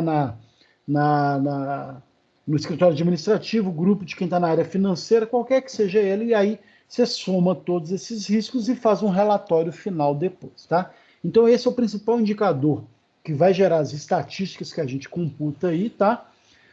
O outro indicador interessante é os de dias perdidos. Isso quer dizer o quê? Os dias corridos de afastamento do trabalho por motivo de lesão pessoal, com exceção do dia do acidente e do dia do retorno. Então, aconteceu o acidente, no outro dia, até o dia da volta, eu estou contando ali quantos dias perdidos eu tive por causa de um acidente. E aí, no caso especificamente, por uma lesão pessoal, então estou tendo mão de obra que ficou prejudicada, não só o fato do funcionário em si, mas o prejuízo que eu tenho porque às vezes algumas empresas não vai ter como repor aquele trabalhador naquela função enquanto o outro está afastado, tá, gente? Não só aí do afastamento, mas também de outros processos. Houve um acidente que provocou uma série de questões, então você tem que desobstruir máquina, fazer todo um processo de trabalho específico para isso. Não sei se vocês já viram ali, teve uma fábrica ali no bairro... Ai, gente, como é que chama? Perto ali do Bernardo Monteiro, eu vou lembrar o nome do bairro aqui, tá, gente? Era uma fábrica de salgados e o próprio dono foi fazer uma limpeza, uma manutenção dentro da máquina que estava lá, e aí ele teve um descuido, parece que parte da roupa dele ficou preso numa hélice, e ele foi sugado para dentro e foi completamente picotado, né, dentro lá. Então, além do desagradável, que foi uma situação ali do envolvimento pessoal, foi ali perto do bairro, a pessoa teve um dano ali do lado pessoal, né, de uma comoção que provocou a máquina, ela não só teve que aguardar a inspeção da Polícia Civil, de outros órgãos de investigação, como também teve um processo depois de ter que tirar a máquina, levar para limpeza, para uma série de fatores e tal. Quantos dias perdidos ficou nisso aí, tá, gente? Então, também entra nesse processo da estatística aí, tá? Dias a debitar são dias que não foram perdidos, né? Mas que são dias não realmente perdidos, mas que devem ser debitados por morte ou incapacidade permanente. Então, tem uma escala, no livro de vocês tem uma tabela, que dependendo do processo, eu vou ter que debitar. Olha, não houve dias perdidos, mas eu tenho que ser debitado a si mesmo por causa de uma questão de legislação, como forma de provocar danos e impactos. Por quê? Vocês vão perceber na prática que quando eu uso aquele critério de trabalhar ali o débito dos dias por lesão, corte de dedo, qualquer que tenha sido, arranhão, acidente sem lesão, mas qualquer que tenha sido, tem uma escala e uma tabela que eu vou debitando, né, dias como forma de depois chamar atenção. E quando você vai ter lá dias negativos, é sinal de que você teve um débito muito grande, e aí você vai ter que tentar repor aquele prejuízo como forma de chamar a atenção ali para uma série de processos ali que vão culminar, tá? E isso é interessante porque pode variar de setor para setor, mas é uma forma de chamar a atenção assim, para você ter um cuidado extra, né? para nunca deixar acontecer isso da forma como acontece. Então, você tem um débito aí como forma de punir ou de chamar atenção para essa estatística aí, e com isso você tem indicadores que precisam ser corrigidos e refeitos aí como forma de chamar atenção, tá? A taxa de frequência é a relação entre o número de acidentes de trabalho e a quantidade de homens-horas trabalhadas, tá? E aí é calculado por essa formulazinha aí, ó, o FA igual a N menos 1 milhão dividido por H. O que é isso? O FA é a taxa de frequência de acidentes, quantos acidentes aconteceram num determinado período, o N, né? É o número de acidentes dividido pelo número de horas homens de exposição a risco. Então, eu tenho X trabalhadores... Oi, pois não. O N aí é menos 1.000? É menos 1 milhão ou é vezes? Vezes menos 1 milhão. Tá? Que é a taxa de frequência. Por que isso? Porque na hora que você vai calcular isso, eu tenho que colocar... Agora, eu divido pelo número de horas homens envolvidos. Então, se eu tenho 200 funcionários, 300 funcionários que estão ali envolvidos naquele setor, eu vou ter lá o impacto, aqui, ou na indústria como um todo, tá, gente? Eu vou ter lá o número de acidentes que eu tive multiplicado aí, dividido pelo número de trabalhadores. E aí eu vou ter uma taxa de frequência que ela precisa ser corrigida, né, como forma de evitar. Para que servem esses indicadores, essas estatísticas? Tem mais uma aqui na frente, a gente vai ver ainda. Mas é exatamente isso, gente, de ter além das penalizações, os processos, o prejuízo, você ainda ter um indicador que registre os problemas que você teve, né? Como forma de que aquilo ali fica patente, aparente, chamando a atenção o tempo todo. Olha, nós estamos negativos. Como forma de você estar refletindo. Olha, precisamos corrigir uma série de questões e de fatores com relação a isso, tá? Outra é a taxa de gravidade. E aí a mesma coisa do acidente, mas agora teve por invalidez e morte causada por acidente de trabalho. Então, como é que funciona? A taxa de gravidade, que é o grau de gravidade que teve, que é igual ao tempo computado vezes 1 milhão dividido também pelo número de horas homem de exposição ao risco.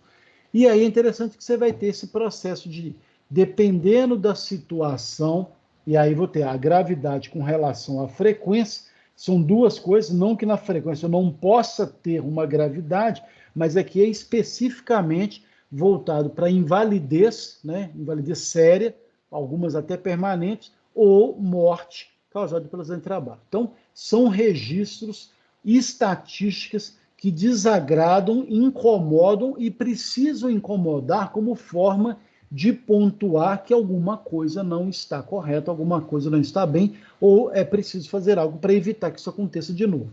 E aí, gente, entra treinamento, entra melhoramento dos processos, entra a substituição de maquinário, às vezes é uma máquina que implica num risco maior, então hoje você já tem mais máquinas que são mais automatizadas no sentido de depender de um processo que tira a mão humana, ou máquinas que vai ter um processo estacionário ou de freio que você tem que estar consciente, por exemplo, para estar usando aquele tipo de máquina. Hoje você tem máquinas, dependendo aí do corte de metais e chapas, você tem que usar as duas mãos fora lá do lugar do corte, você tem que colocar as duas mãos para poder apertar os dois botões simultaneamente, de maneira a evitar que, por exemplo, que sua mão fique ali marcando bobeira num lugar que é possível que corte ali, tá? Então você vai melhorando algumas questões como forma exatamente de minimizar esses danos. Agora, a grande questão é registrar como forma de tornar aquilo ali aparente, mas ao mesmo tempo uma lição, né, a ser aprendida para evitar processos futuros. E aí, entrando já na parte da análise e investigação, gente, o que vem a ser isso? Todo e qualquer acidente, né, com as estatísticas ou não, computadas ou não, vai exigir uma análise profunda, uma investigação séria sobre o que causou, né, aquele acidente, o que provocou aquele acidente, o que poderia ter sido feito para evitar, uma série de questões e de estudos, gente, como forma de, como eu falei, aprender com os erros, né? São lições aprendidas. Então, a análise e investigação é exatamente esse estudo minucioso aí do fato ou dos fatos que originou o evento, procura encontrar as causas, quando possível, E, uma vez que encontrou a causa, adotar medidas de prevenção, evitando que isso aí volte a acontecer. Então é o óbvio, né, gente? Aquela coisa do, olha, o que provocou determinado processo? Isso aqui, descobrimos que foi isso. É possível evitar e prevenir? Sim, é possível. Então vamos implementar isso, tá? Todos, por menor ou maior que seja, né, e os maiores serão investigados, todos devem ser investigados, mesmo se não gerou lesão, mesmo se não teve quase acidente, mesmo se não provocou nenhum mal. Mas por menor que seja, na hora que você mapeia, registra, investiga e visualiza, você consegue fazer alguns desdobramentos com relação àquele caso. Lembra dos estudos lá? Se nada for feito, esses pequenos acidentes, né, vão provocar um maior, tá? Essa análise, essa investigação tem que ser iniciada assim que o acidente acontece. Se não for no mesmo dia, no mais tardar no outro dia, tem legislação para isso, tá, gente? E aí você tem que fazer, você tem que abrir um processo interno para investigar mesmo, né? Esse processo, e aí tem que ser imediato. E nesse processo, você não só vai tentar entender as causas, mas você tem que buscar, né, todas as informações precisas para aquilo que aconteceu. E aí eu coloquei algumas aí. O posto de trabalho, o ambiente, ele é adequado? Tem situações de risco, barulho que impede a pessoa de ouvir a máquina,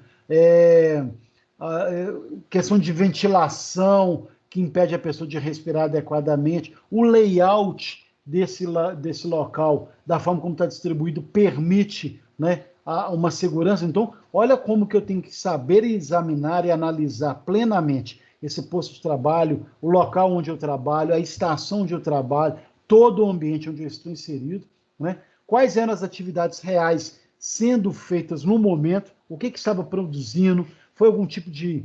e aí, na hora que eu pego a atividade real, gente, eu estou pegando lá, foi algum componente da peça ou do insumo ou da matéria-prima que soltou, houve alguma explosão, não houve, foi algum problema na esteira, o que estava sendo feito, foi na hora que ligou a máquina, ou que não ligou a máquina. Então você tem que mapear tudo para saber a atividade real do que estava acontecendo no momento que acontece, as condições em que o trabalho estava sendo realizado, né, principalmente em relação ao ritmo de trabalho. Estava correndo? Não estava? Houve um processo de descanso ou não? As pessoas estavam motivadas ou não? É muito comum, às vezes, gente, dependendo, por exemplo, assim, só para vocês entenderem como é que é sério isso, se você tem um atraso do pagamento, por exemplo, e as pessoas estão preocupadas com conta para pagar, isso vai afetar o ritmo do trabalho, vai tirar um pouco da questão da concentração, vai deixar a pessoa, às vezes, um pouco angustiada ou pesarosa, que vai provocar inevitavelmente. Então,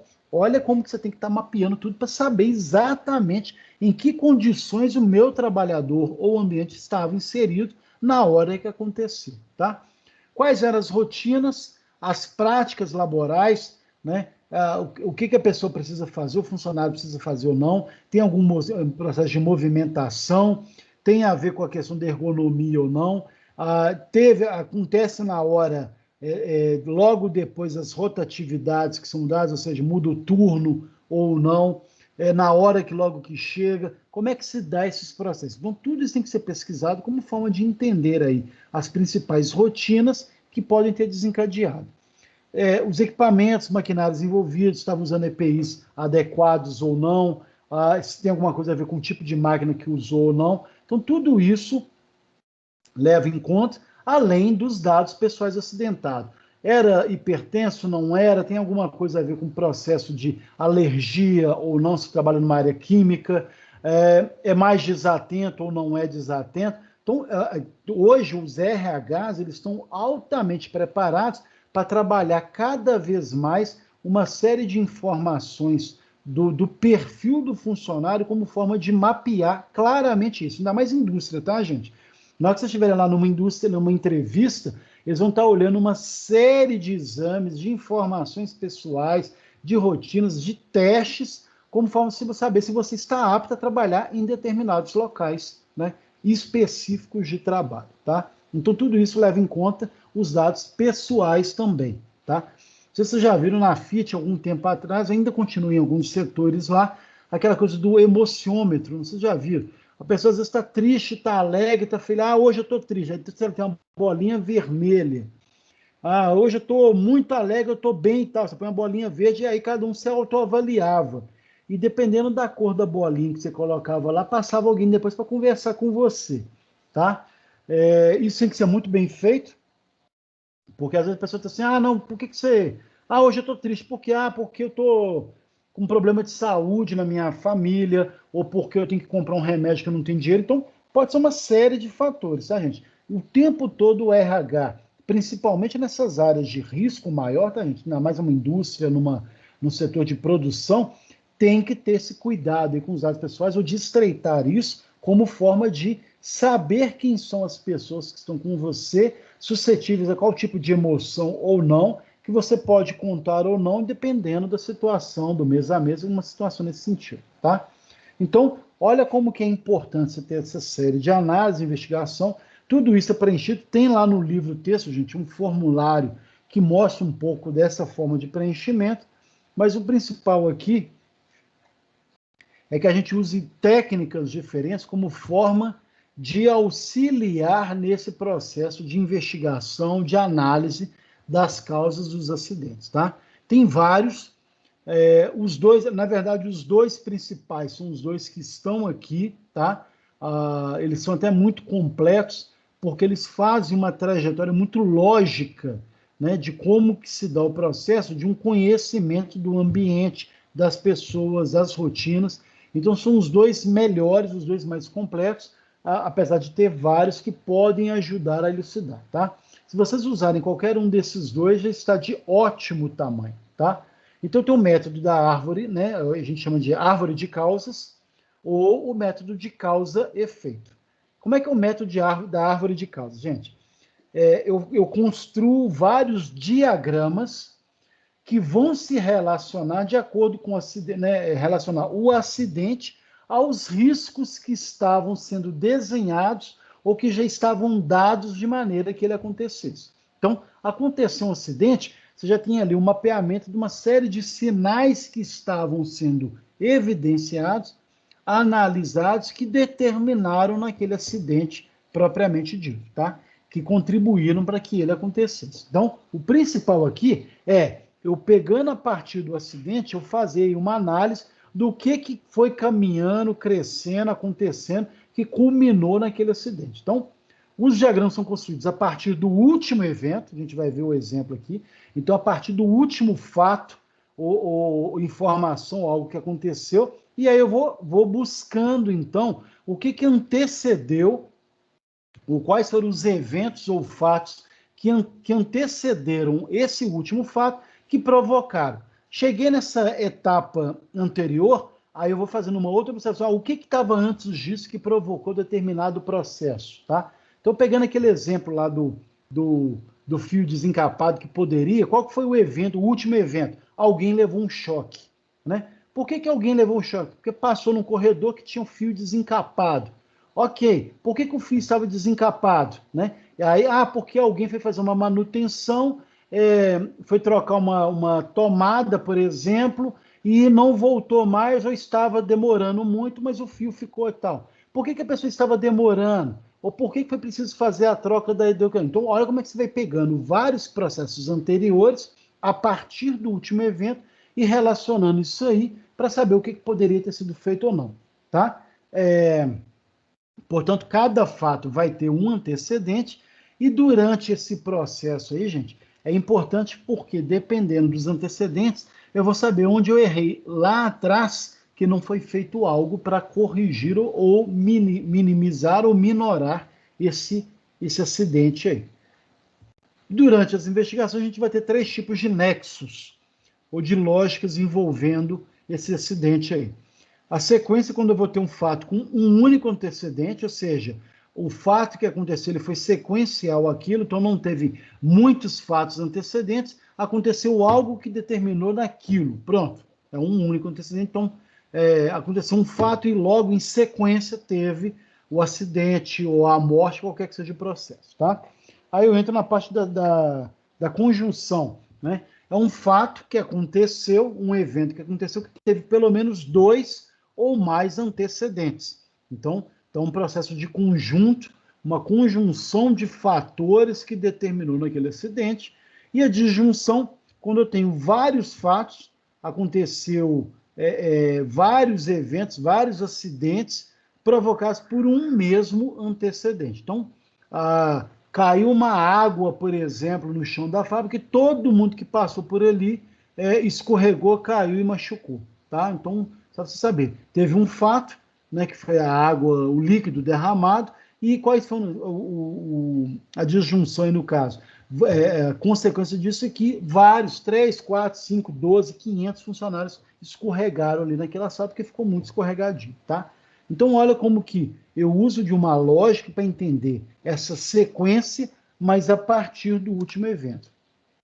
Nesse exemplo que está aí, vocês estão conseguindo ver, só, logo à direita, vamos pegar a legenda, vai ficar mais fácil, tá, gente? Nesse exemplo que está aí, eu vou ter um acidente em que eu vou mapear o que aconteceu, considerando aí 4 componentes ou legendas que vão compor isso aí. O primeiro é o indivíduo, então, o I, qual é o indivíduo ou o fato que aconteceu, geralmente pelo indivíduo, quais as tarefas que ele estava realizando, esse indivíduo estava realizando, ou situações que aconteceram, ou passo a passo do que aconteceu, que vai culminar no acidente em si. E aí eu tenho, né, no caso que eu não tenho material, mas eu vou ter os meios de trabalho que estavam, né, acontecendo, que vai culminar. Então vamos pegar esse exemplo aí. Quando eu coloco ali, gente, Maria caiu, não tem nada a ver com time de futebol, tá legal? Bom, só para deixar isso aqui bem claro. Eu pego a direita ali, o I, Maria quebrou a perna. Opa, no meu local de trabalho, Maria quebrou a perna. Por que ela quebrou a perna? Porque teve um antecedente que disse que ela caiu de mau jeito. Então, olha só, Maria caiu de mau jeito e nessa queda ela quebrou a perna, tá? O que levou a Maria a cair de mau jeito? Olha o fato anterior, ela caiu dentro do buraco. Então, tinha um buraco lá no meio do caminho. Na hora que ela estava andando, ela provavelmente não viu o buraco, a gente vai ver os fatos anteriores, mas o fato é que ela, ao cair dentro do buraco, ela caiu de mau jeito e, por sua vez, quebrou a perna. Quais são os fatos anteriores aí, gente? Que poderiam ser as causas que eu vou tentar descobrir. Olha, caiu no buraco. Primeiro eu tenho que entender o porquê que tinha um buraco ali. Opa, não era para ter.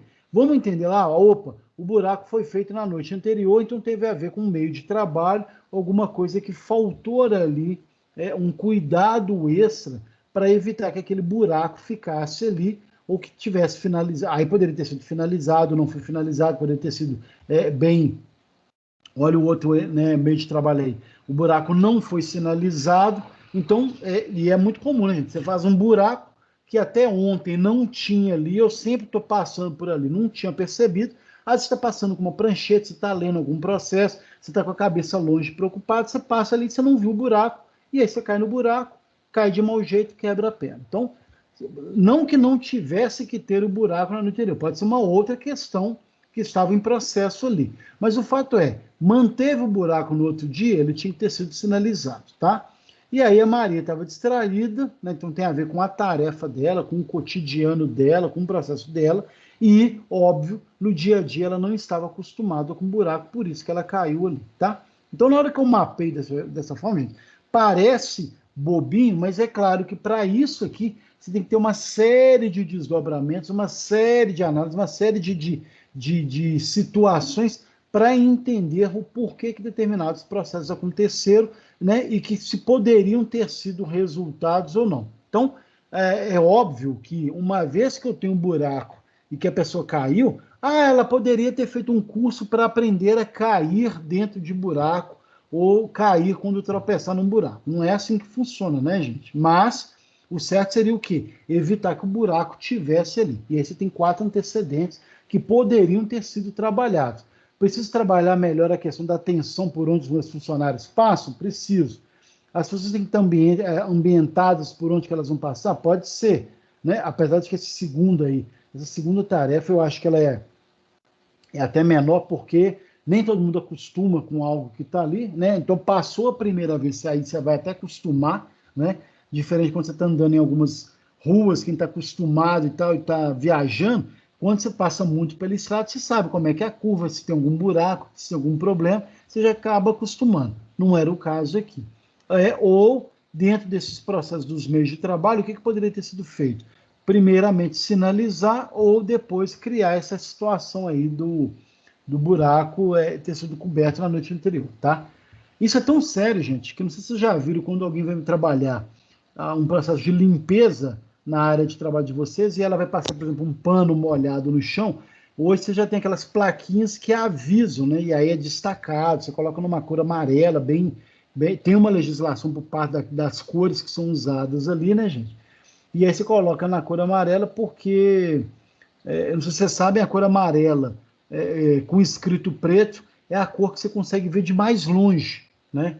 Não é nem o vermelho. Tem gente que acha que o vermelho não, é a cor amarela com o fundo amarelo com escrita preta, porque isso aí chama atenção. Então você tem todo um processo que a pessoa da limpeza ela é obrigada a colocar aqueles mini cavaletes ali, explicando assim, olha, piso escorregadio, risco de queda, né? Por quê? Porque caso aconteça o risco de queda, o funcionário foi devidamente avisado, ele tinha que ter tomado um cuidado maior e uma série de questões. Então, é uma forma até, inclusive, da empresa se salvaguardar quando ela não conseguir evitar que as pessoas passem num piso que está sendo encerado ou lavado ou qualquer que seja a situação, tá? Até aqui, ok, gente, na questão do método da árvore de causas?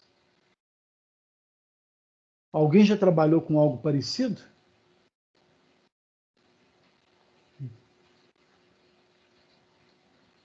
Bom, vamos lá.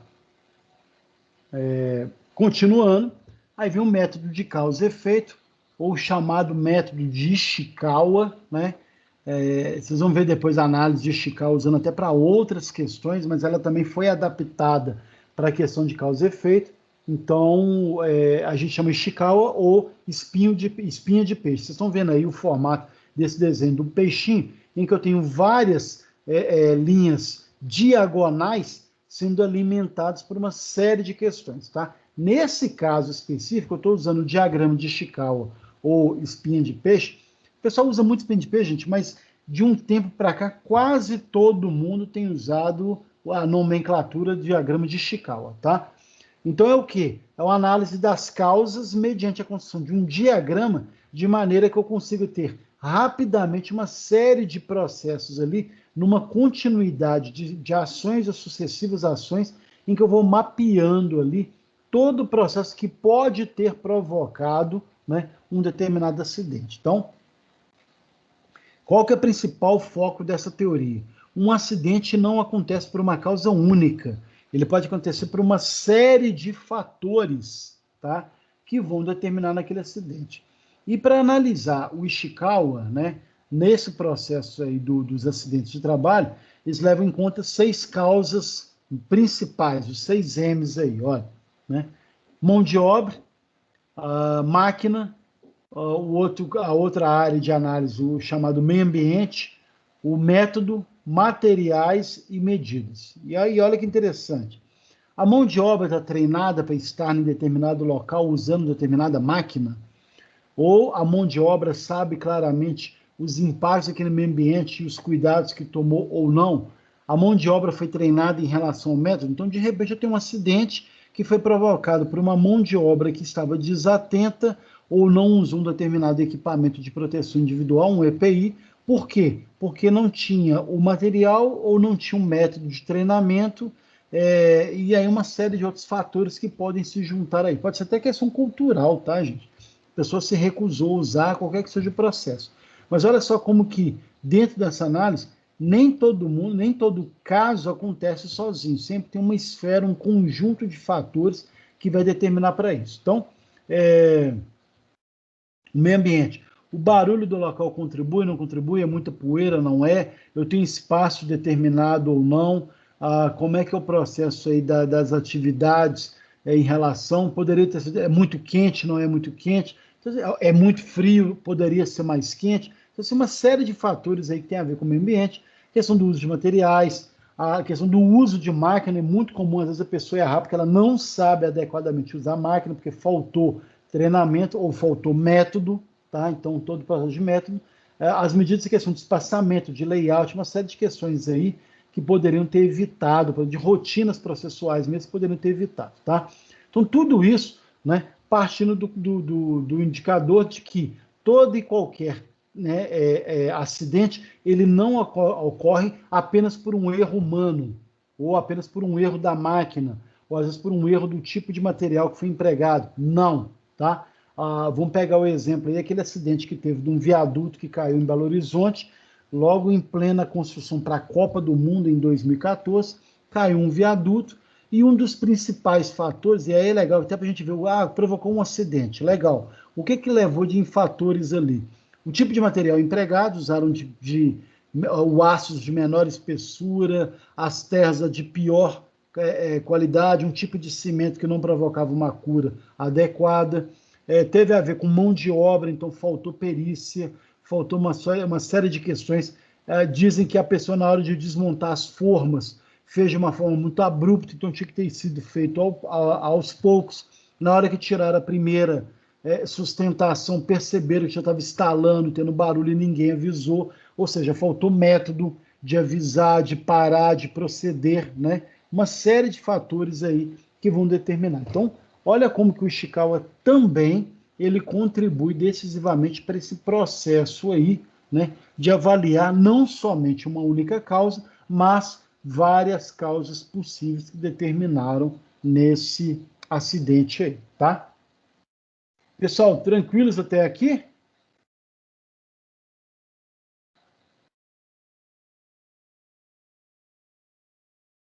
Ok? Bom, então vamos lá. Nós encerramos nossa aulinha de hoje na parte de conteúdo, né? É muito pouquinho, não. Na verdade, não é que a matéria é pouca, é até uma matéria bem densa. Aqui a grande questão é que vocês precisam ter consciência desse, e aí nós vamos precisar disso, gente, não só o que é a segurança trabalho, que fala introdutória, mas ao mesmo tempo saber distinguir o que é um acidente, né? O que é a minha postura preventiva, né? Bem como o que eu posso usar como dados estatísticos para coletar e onde eu vou ser cobrado, mas principalmente, e aí principalmente, porque a matéria de prova, tá, gente? A questão da análise e da investigação dos acidentes, quais são os principais critérios, processos que eu preciso saber para claramente saber, né, o que fazer em relação a evitar riscos futuros, tá? Bom, eu vou passar uma atividade para vocês, por favor. Posso falar?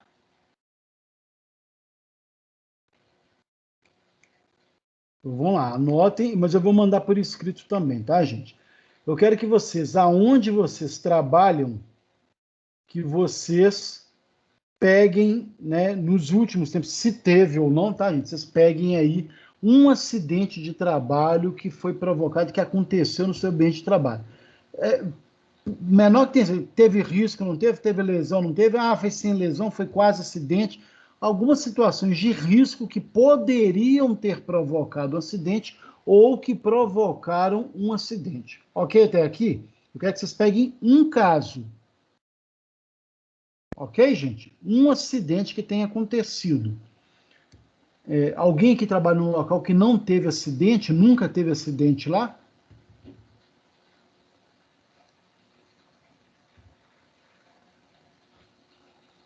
Bom, vocês estão me ouvindo, né, gente? Tranquilo. Oi, Rodrigo, Caio. eu acho que seria meio complicado assim conseguir isso. Será que não? Depende, né? Não precisa ser um relatório, não estou pedindo um relatório oficial da empresa, não, tá, Caio? Mas, por Uhum. exemplo, você trabalha num lugar que você sabe que teve um acidente. Eu quero que você analise, olha, teve alguém lá que teve um arranhão no braço.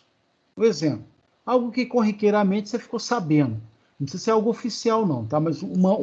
uma observação atenta ou uma informação que correu que vocês tiveram lá da informação, tá? Então eu quero que vocês escolham um quase acidente ou um acidente que aconteceu no local de trabalho de vocês, tá? 2, eu quero que vocês mapeiem para mim se houve, o que poderia ter sido feito para evitar esse acidente. Então, olha só, eu quero que vocês não só saibam o que aconteceu, mas por que aconteceu. Poderia ter sido feito algo Gente, não precisa ser nada muito extenso, eu só estou pedindo algo, pode ser uma informação, olha, se a pessoa tivesse tido um treinamento, tá? Mas eu quero que uma reflexão de vocês em relação a algo que poderia ter sido feito para evitar um acidente, um só, tá, gente? Quem quiser colocar mais, fica à vontade, mas um acidente que aconteceu no seu local de trabalho.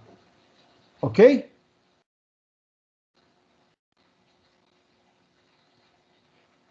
Dúvidas quanto ao trabalho? Não. Tá todo mundo aí, né, gente? É só o Caio que está aí.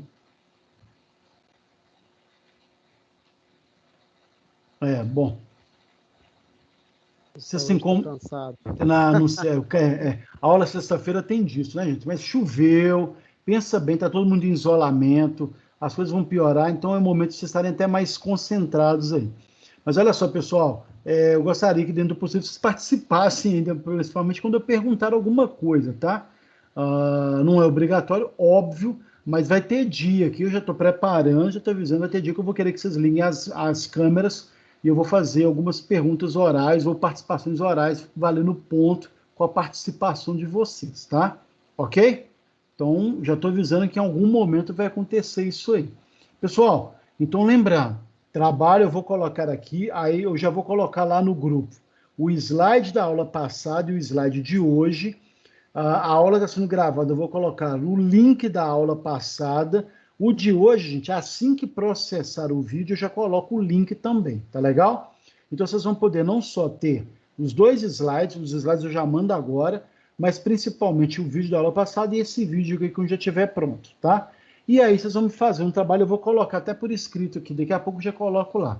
Qual é a atividade? Definir, relatar um acidente que aconteceu no meu, pode ser na indústria como um todo, no meu escritório como um todo, no meu, o setor onde eu trabalho como um todo, pode ser ali na sala onde eu trabalho, um acidente que aconteceu e, principalmente, uma análise de vocês do que poderia ter sido feita para evitar esse quase acidente ou esse acidente. Tá legal?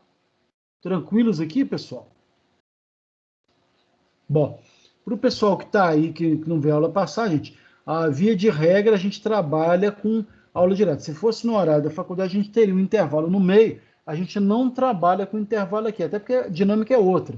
Porque se tivesse uma dinâmica, o intervalo eu voltaria, a gente faria algum exercício em sala de aula, algumas questões. Como a gente tem essa dificuldade de juntar vocês plenamente para um processo de trabalho, apesar de que em alguns momentos nós vamos reunir em grupos, vocês depois vão conversar entre vocês aí, eu vou pôr um aplicativo que vocês vão poder trabalhar entre vocês nos grupos selecionados para alguma coisa específica da aula. A nossa aula, então, ela fica um pouco mais direta, então a gente fala direto e aí o horário que teria do intervalo, que são os 30 minutos, a gente desconta no final. Hoje acabou um pouco mais cedo, era para acabar às 9h30, está acabando agora por volta de 9 horas, até porque estamos no comecinho aqui, tá? Mas dentro do possível, eu quero que vocês vão acostumando e a gente vai fazer, então, aula direta sem intervalo. Tudo bem quanto a isso? Para quem não sabe, as nossas aulas, quando presencial, começam às 19 horas e se encerram às 22, tendo um horário de 30 minutos de intervalo. Como aqui a gente já começa e ela é remota, a gente vai direto, então eu jogo os 30 minutos para o final, ok? Combinado? Podemos continuar assim? Ok, eu entendo que o silêncio aí tirando o Caio que falou aí, tá, Caio? O resto é porque concorda. Quem cala, consente, tá, gente? Bom, alguém tem alguma dúvida com relação ao sistema, ao AVA, à entrada na faculdade, ao curso, alguma coisa nesse sentido? Podem fazer geral aqui que a gente explica.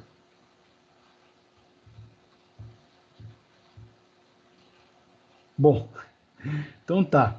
É uma primeira turma, é um primeiro período, vocês ainda estão tentando se conhecer. Tá lá no grupo de WhatsApp, tá, gente? Eu já passei a primeira atividade da semana passada, vou repetir, ela está no final do slide da primeira aula. Eu vou querer que vocês, quem não fez ainda, faça e me mande no e-mail que vai estar lá na atividade também, tá? Então eu já vou, desde já, eu me despeço por aqui. Agradeço desde já a participação de vocês. Vou mandar agora os dois slides e o link da aula passada e assim que acabar essa a gravação e a indexação dessa aula gravada, demora muito, tá, gente? Mas assim que ela estiver apta, eu já libero o link aqui para vocês, ok? Pessoal, então, muito obrigado. E toda e qualquer dúvida podem me acionar lá no nosso grupo de WhatsApp, tá? Um bom abraço para vocês aí, uma excelente resto de semana. Sextou, né, gente? Tem isso também. Que vocês descansem e até semana que vem. Muitíssimo obrigado a todos vocês aí. Falou, Rodrigo, valeu. Falou, Caio, obrigado aí. O Caio Até mais. apareceu aí.